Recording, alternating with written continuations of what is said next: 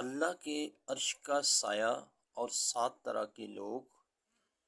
نبی پاک صلی اللہ علیہ وآلہ وسلم نے فرمایا، 7 قسم کے لوگوں کو اللہ اپنے سائے میں رکھے گا جس دن سوائے اس کے سائے کے اور کوئی سایہ نہ ہوگا۔ نمبر 1، عادل حاکم۔ نمبر 2، وہ شخص جو نوجوانی سے اللہ کی عبادت میں مشغول رہا ہو۔ نمبر 3، وہ شخص جس کا دل مسجدوں میں لگا رہتا ہو۔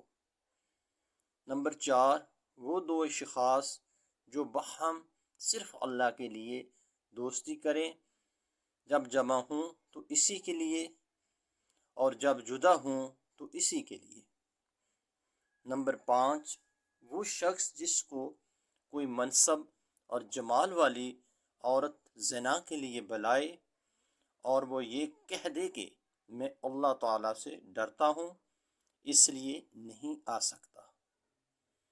نمبر 6، وہ شخص جو چھپا کر صدقہ دے یہاں تک کہ اس کے بائیں ہاتھ کو بھی معلوم نہ ہو کہ اس کے داہنے ہاتھ نے کیا خرچ کیا۔ نمبر 7، وہ شخص جو خلوت میں اللہ کو یاد کرے اور اس کی آنکھیں آنسوؤں سے تر ہو جائیں۔